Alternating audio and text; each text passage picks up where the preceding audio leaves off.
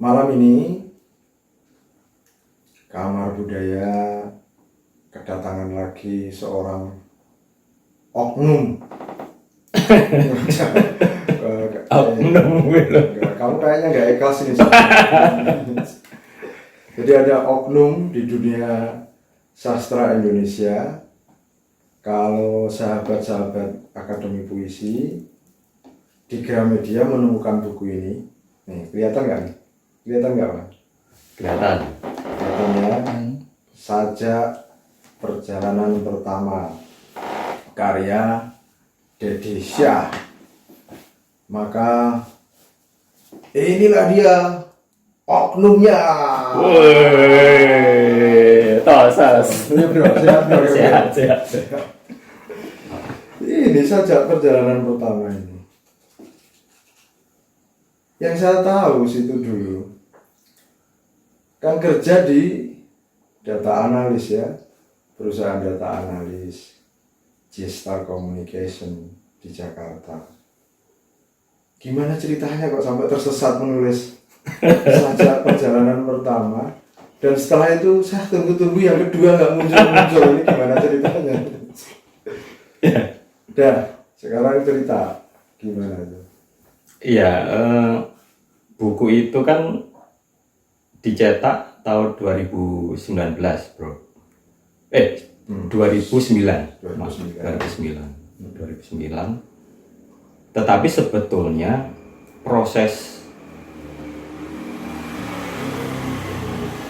prosesnya cukup panjang. Dari tahun 1998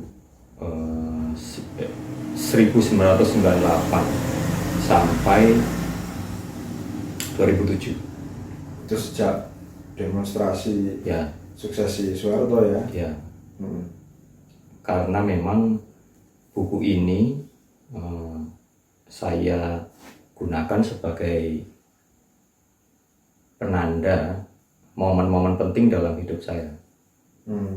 Makanya juga judulnya Sajak Perjalanan Pertama.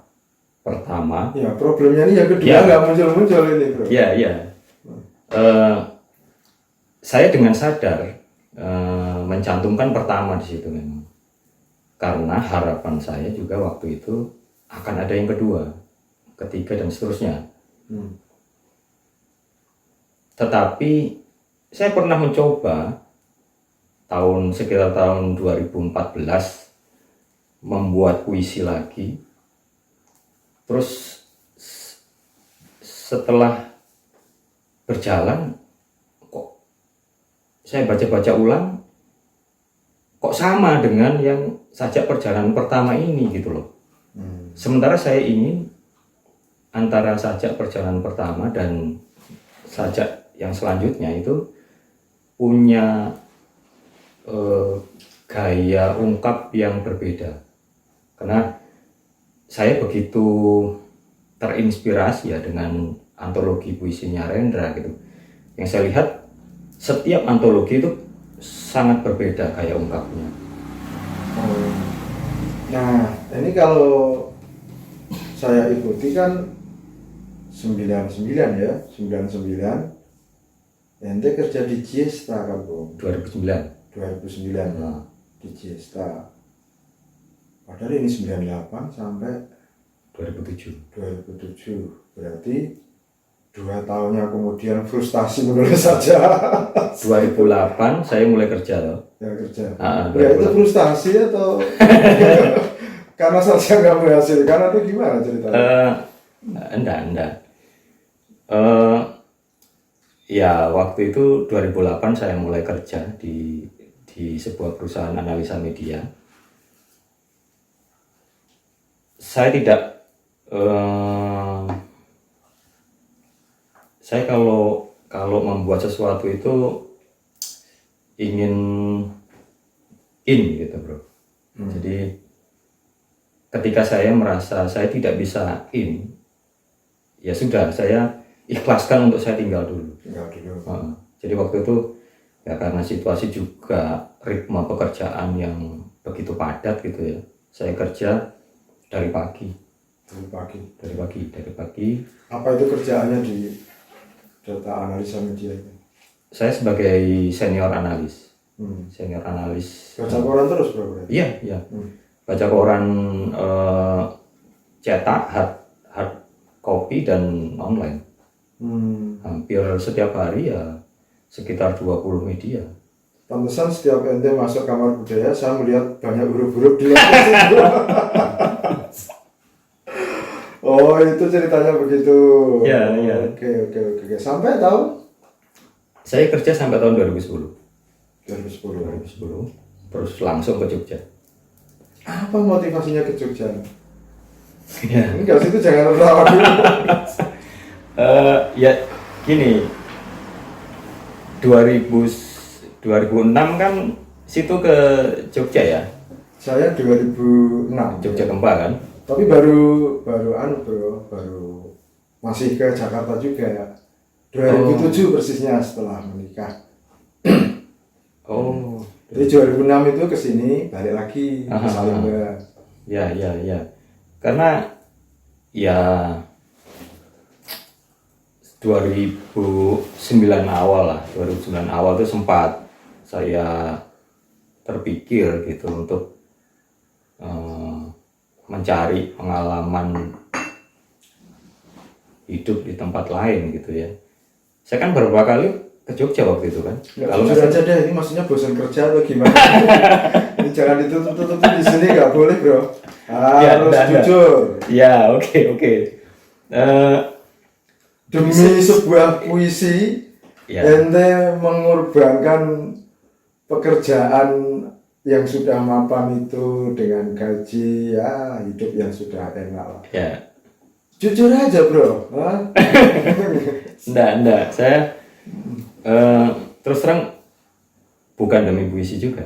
Bukan demi puisi juga. Karena lebih pada hal yang membuat saya pindah dari Jakarta ke Jogja. Saya muak dengan kehidupan di Jakarta. Oke, itu alasan situ sendiri. Apa reaksi keluarga? Kan biasanya gini nih, kayak ayah saya sama ibu saya bangga sekali waktu saya kerja di tempatnya Mas Ismoyo itu.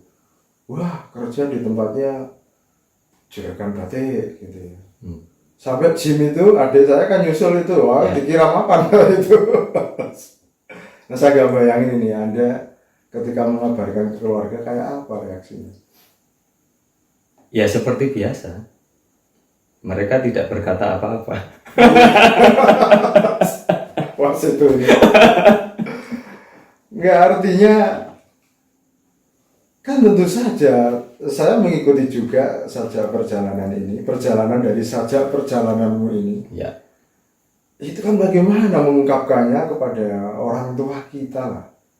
Saya mau membuat puisi atau bagaimana itu kan nggak gampang juga bro. Ya. Kayak saya sampai sekarang status saya, ini Mas Pri ini kerja apa? Itu di mana-mana orang masih nanya sampai sekarang. Kok keluar dari pekerjaan sebelumnya? Gitu. Ya tentu pernah saya ungkapkan itu. Ya mereka tentu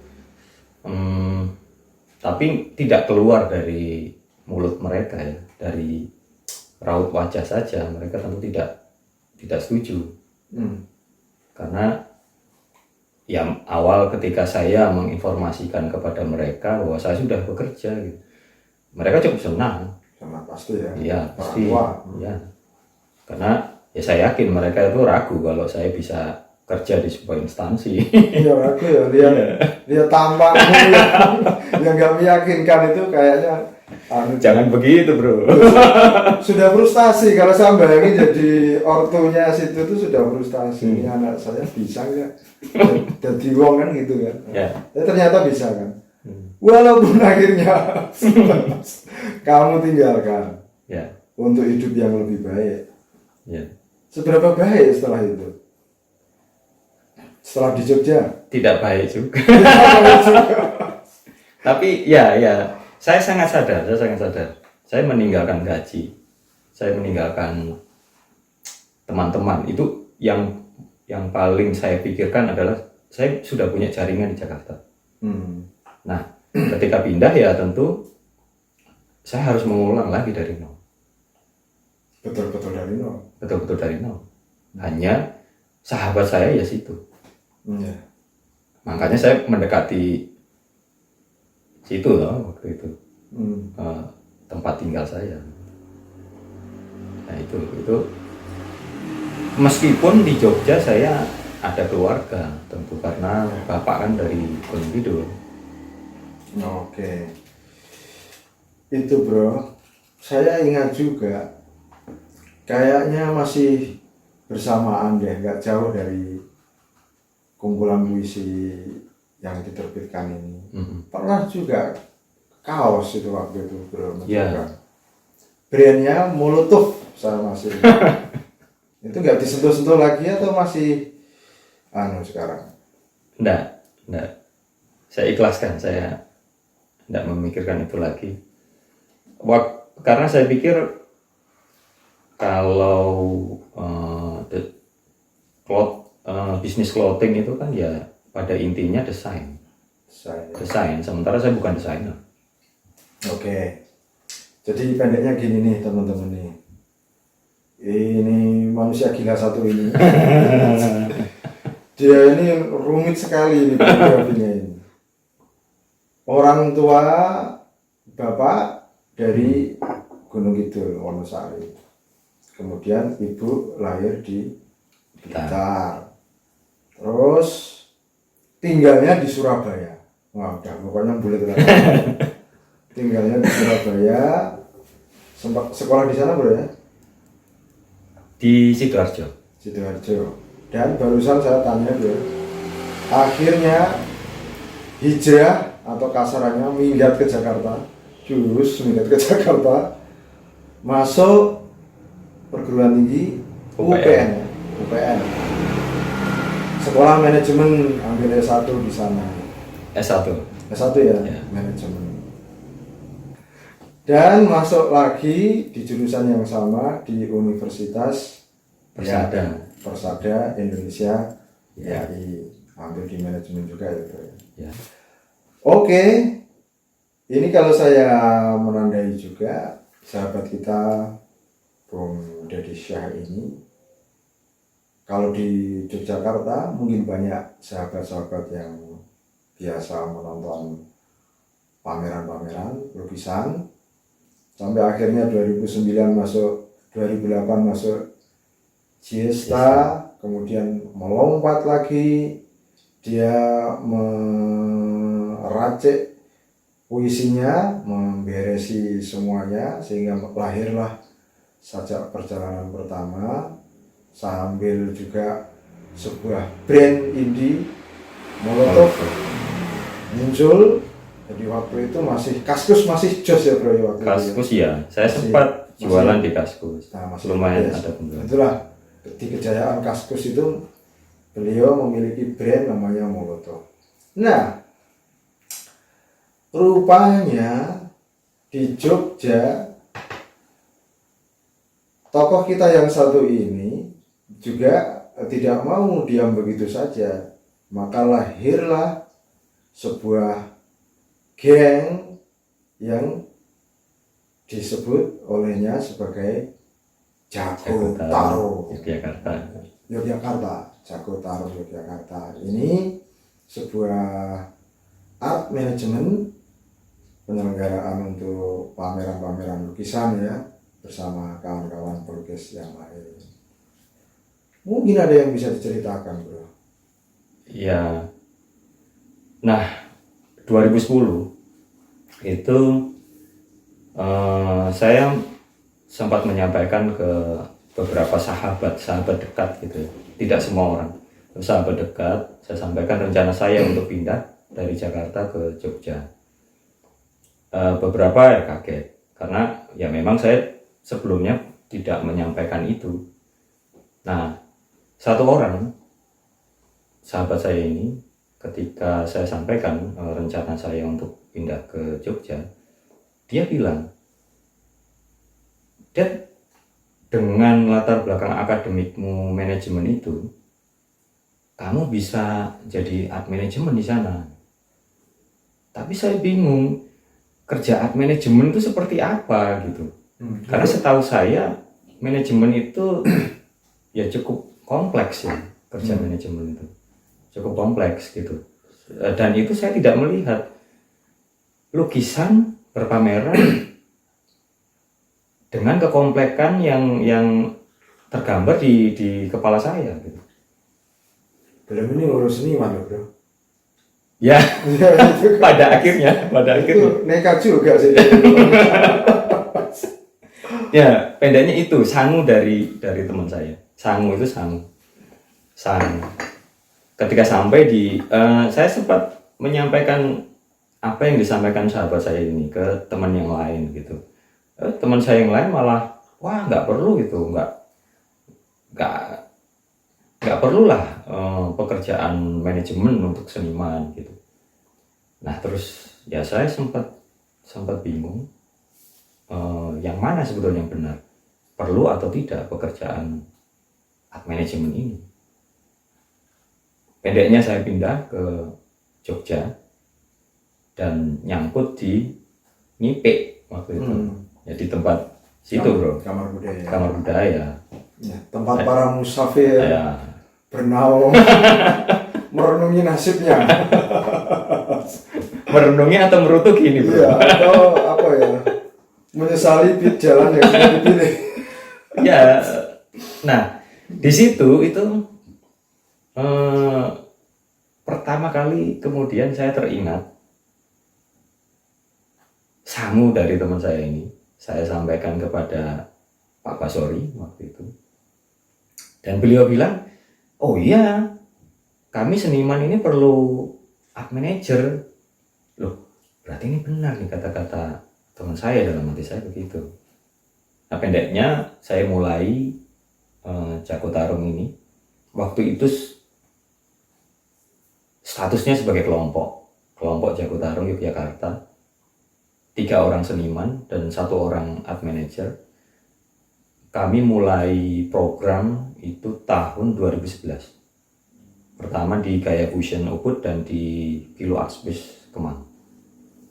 Jadi malah bukan di Jogja ya? Karena teman-teman yang saya manajemeni itu berasal dari Jogja, tentu saya tidak mau membuka ruang berpameran di Jogja.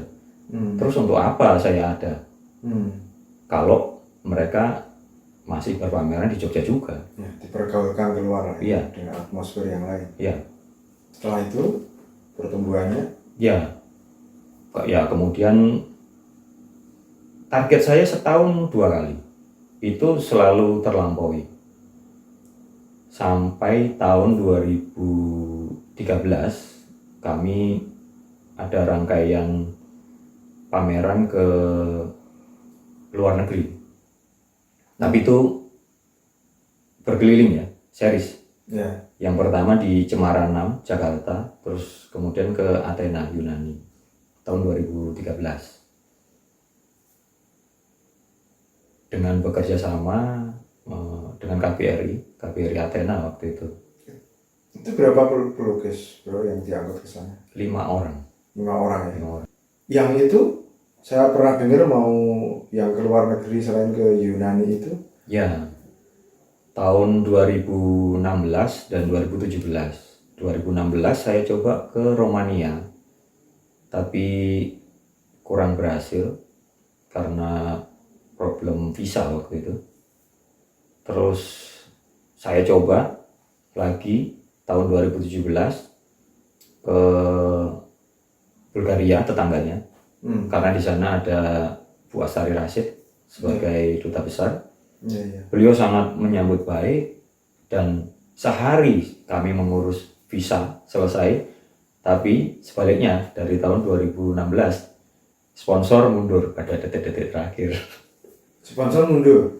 Jadi kalau yang pertama Tiket siap. Visanya Visa susah. gagal. Apa waktu itu susahnya? Yang pertama adalah saya tidak tahu bahwa bulan Mei dan Juni itu mereka ada libur musim panas. Oh. Ya, itu 2 bulan mereka libur. Iya, iya. Sehingga 2 bulan itu tidak ada aktivitas di Kedutaan Besar Romania di Jakarta. Oh gitu. Ya, sementara jadwal aktivitas saya di bulan itu. Padahal tiketnya sudah Tiket di tangan, sudah, booking tiket sudah di email kan ke di kami. email ya. Iya. Sementara Dari Begra. yang kedua sebaliknya, Yang kedua sebaliknya. Yang kedua sebaliknya. visa sudah oke, Visa oke, dalam 1 malam, duitnya nggak turun, duit nggak turun. Waduh, Ya. itu jalanmu terjal dan mendaki. Tapi yang perlu saya sampaikan memang gini, di Jogja ini kan ada manajemen besar gitu ya, Harry Pemat Art Management yang membuat event art job. Itu kenapa saya tidak berusaha untuk mengikuti alur beliau. Saya membuat jalur sendiri, yakni membuat tim-tim kecil, tetapi saya ingin membuka kemungkinan hingga ke luar negeri. Itu dengan sadar saya pilih, dan dengan sadar juga saya memilih tema-tema yang sifatnya mengangkat budaya lokal atau budaya Nusantara.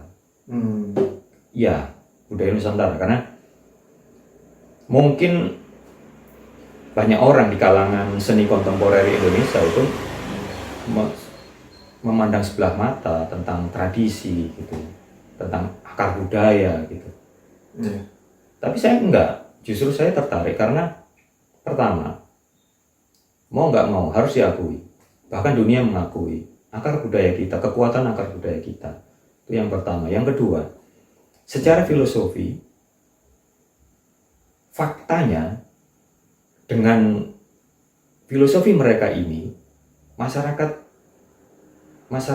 Nusantara itu bisa hidup secara harmoni dengan alam lingkungannya hingga detik ini. Ya. Dan kekhasan kulturnya, Iya. kultur kita ya. Iya, kearifan budaya mereka. Itu katalog-katalognya dibawa nggak bro? Wah, kebetulan Nggak dibawa ya? tidak terbawa. Dibawa ya. Ada di library sebelah ada, cuman nyarinya bro. Iya. Contoh, misalkan tema yang diangkat, Iya. supaya ada gambaran. Ya, jadi waktu Athena itu 2013 saya mengangkat tema mitologi, mitos. Karena ya Yunani, kita tahu Yunani juga negara mitos. Mitos, tapi waktu itu ada 2 pengertian. Mitos yang sifatnya itu tuturan oral ya. Dan mitos yang sifatnya wacana. Jadi segala sesuatu kalau diwacanakan yang menjadi mitos. Gitu. 2 tema ini yang saya mainkan di sana dan cukup baik respon. Bahkan ada penjualan karya juga di sana. Itu bonus ya, di luar, sama sekali di luar nalar saya. Dan untuk yang gagal tadi, tema topeng, dan katalognya juga sudah jadi waktu itu. Sudah siap. Itu disponsori oleh Kemendikbud waktu itu. Untuk katalognya. Untuk katalog, esai katalog lah. Gitu. Oke, berarti setelah Athena dan yang terganjal Rumania dan Bulgaria, kemana lagi nih Jago Tarung bertarungnya? Sebetulnya kemungkinannya lebih besar lagi sebetulnya, tetapi saya sempat berpikir ulang karena ya tidak mudah juga bekerja sama dengan teman-teman seniman ya. Saya juga tidak mau juga entah apapun diposisikan, entah itu diposisikan sebagai organizer atau manajer atau kurator. Saya tidak mau terkotak-kotak. Yang pasti itu semua hal itu terangkum dalam apa yang saya kerjakan. Ya, saya tidak mau merubah gaya visual dari seniman.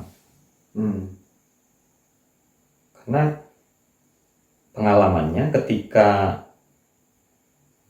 saya merubah itu dan kemudian ada problem, mereka kurang berkenan. Ya. Maksud saya begini, misalnya gambarannya, mereka tidak biasa membuat lukisan topeng. Misalnya terus kemudian saya mengajukan tema topeng, walaupun di awal mereka sepakat,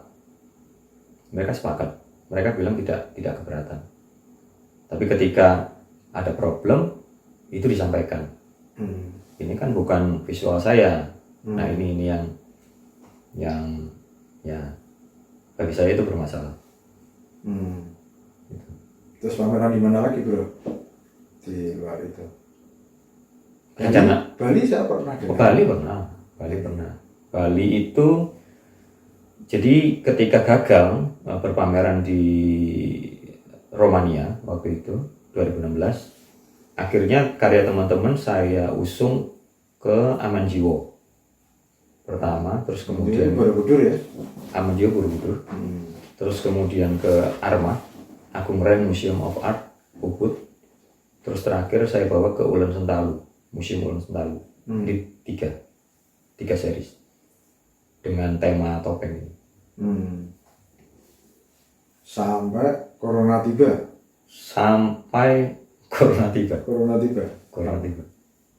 Corona tiba kemana pamerannya? Jadi saya sudah sempat ya semacam ada agreement gitu dengan sebuah galeri Malaysia. Jadi sebuah galeri kalau ingin naik kelas syaratnya adalah harus punya cabang di beberapa negara, minimal kalau saya tidak salah dua negara, sehingga ketika grade-nya naik, kelasnya naik, dia bisa ikut art fair tertentu. Gitu.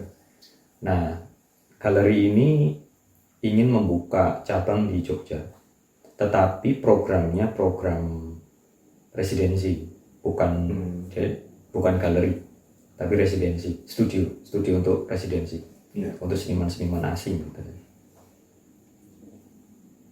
Pada saat mau dimulai bulan Maret kemarin muncullah pandemi corona ini. Ya, stop gitu. Sementara ini gitu. Sementara stop ya. Stop. Waduh. Berarti memang nggak mungkin ya, itu kan publik ya nanti ya, kegiatannya pasti pameran publik yang sifatnya didatangi orang banyak lah ya. Ya. Nah, sementara ente nggak mungkin ikut jual vaksin kan? Pameran vaksin. Nggak mungkin. Apa ngesup sekalian bro? Dari sana bro, dari WHO sana. Nah terus ngapain? Sementara sejak perjalanan kedua belum enter ini. Terus ngapain akhirnya? Ya. Loh, hidup itu berat loh bro, jangan ditanya. Ya akhirnya saya mewujudkan rencana yang sempat tertunda, yakni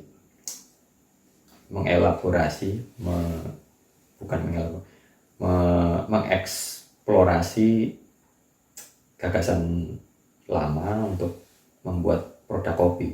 Kopi ya? Kopi. Nah ini menarik. Memang ada hubungannya kopi sama puisi? Jauh. Atau ente hubungin mungkin?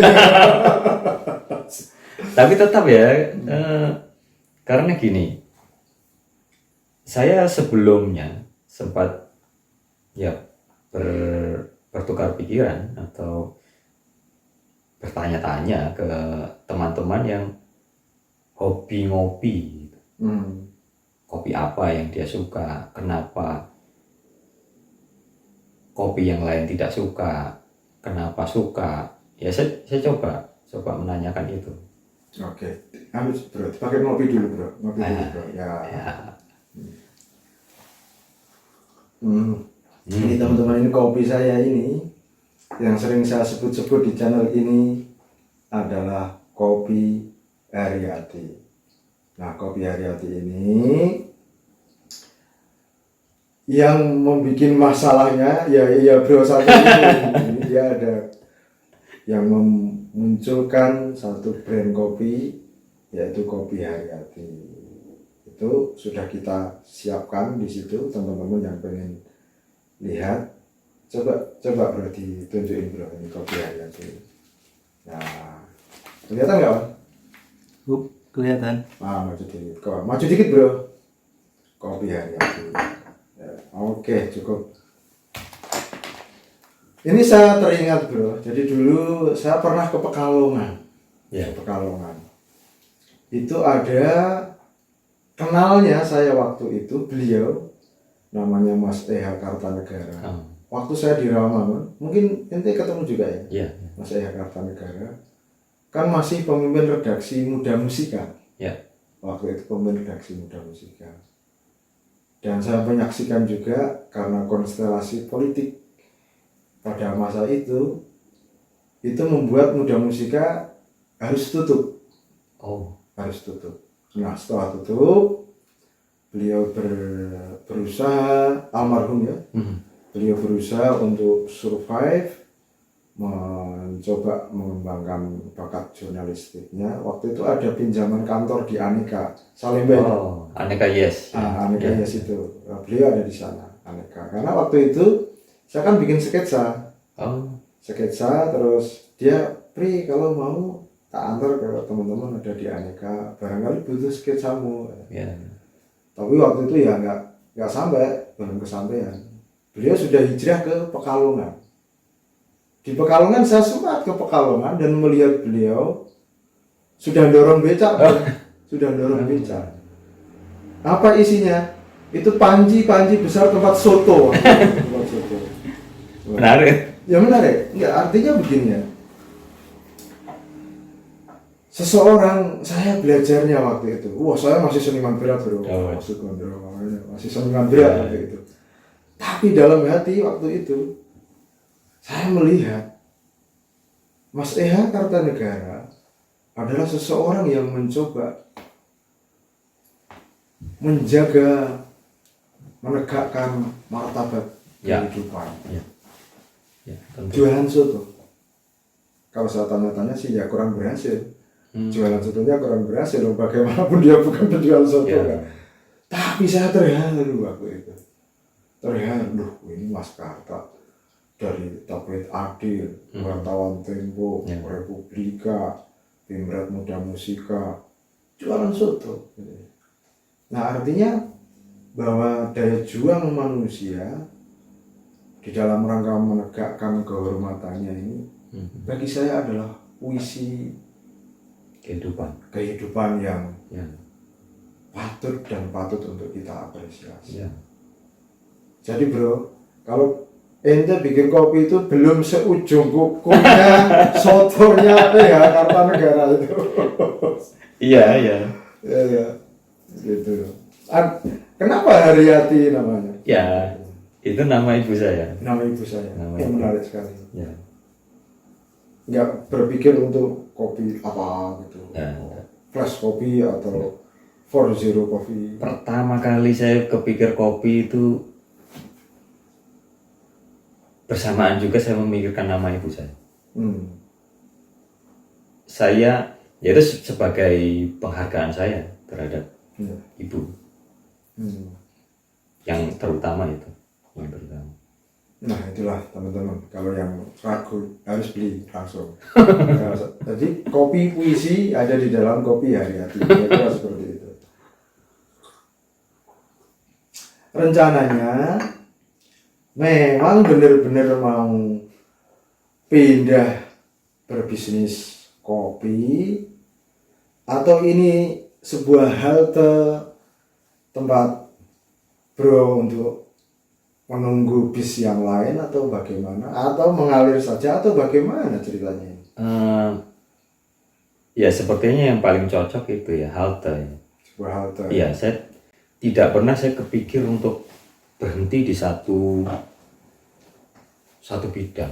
Bidang yang mandek Pak ya. Iya, ya, karena ya hidup kita ini singkat, tapi kemungkinan selalu ada. Selalu ada. Ya.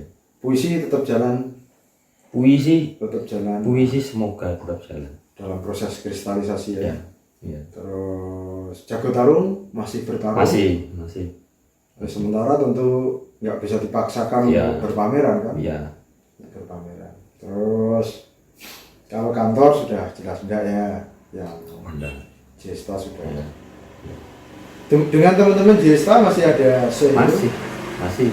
Masih. Terutama juga kepada Pak Tian. Halo Pak Tian. Masih ingat dengan saya Pak Tian? Beliau Pak Tian ini yang mengisi pengantar di buku puisi saya. Oh iya Pak Ya. Tian ya. Beliau dulu satu kantor dengan saya. Latar belakang beliau ini jurnalis, kemudian aktif di perusahaan public relation sampai sekarang di perusahaan public relation. Ya. Ini beliau pendirinya ya. Kalau di Jesta ini bukan beliau partner lah. Partner untuk proyek tertentu. Ya. Terus apa lagi nih bro? Apakah kita harus pindah ke sajak perjalanan kedua supaya perjalanan yang pertama ini tidak menjadi yang terakhir?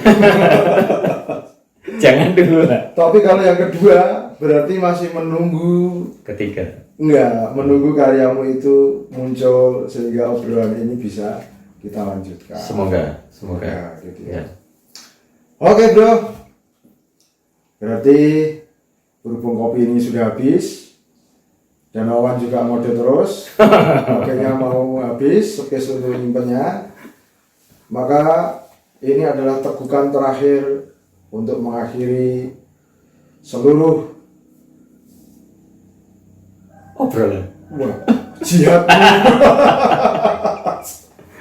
seluruh jihadmu dari yang bekerja di data analisa media sampai menulis puisi sampai bertemur di jago tarung dan kemudian sekarang menyantap kopi menikmati keindahan puisi kehidupan ini.